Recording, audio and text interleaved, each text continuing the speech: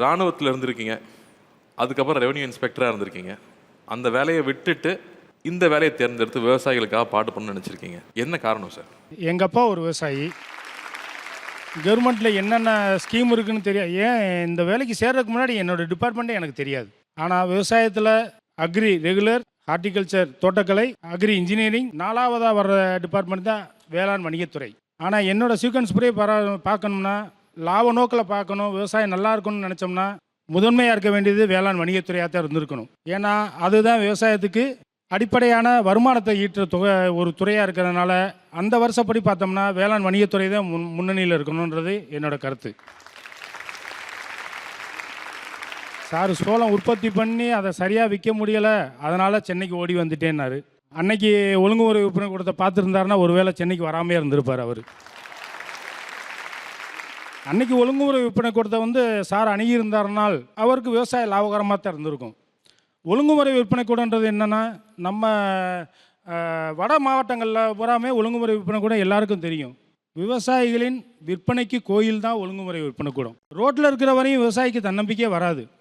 மழை வந்துட்டா என்ன பண்ணுவோம், ராத்திரி திருடிட்டு போயிட்டா என்ன பண்ணுவோம், அந்த பயம் இருந்துக்கிட்டே இருக்கும்.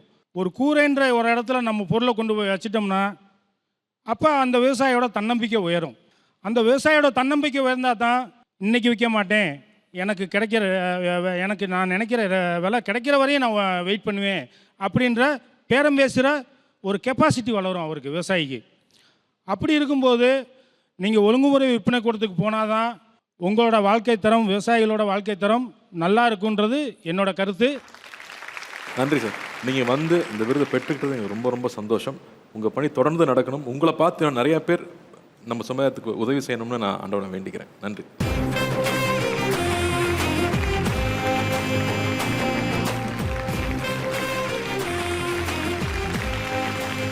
சாரி, உணர்ச்சிவசப்பட்டு ஒரு விஷயத்தை மறந்துட்டு போயிட்டேன். சார் கேஸ் அவார்டு கொடுத்துருக்காங்க. இதை நான் திருமங்கலம் பகுதி விவசாயிகளுக்கு பயன்படும் வகையில், அனைவருக்கும் உபயோகப்படும் வகையில் ஒரு கருவியை வாங்கி தரணும்னு உழவர் ஃபவுண்டேஷனில் ஒரு கோரிக்கையை வச்சுட்டு இந்த கேஸ் அவார்டை கார்த்திக் சார்கிட்டே நான் அழைக்கிறேன்.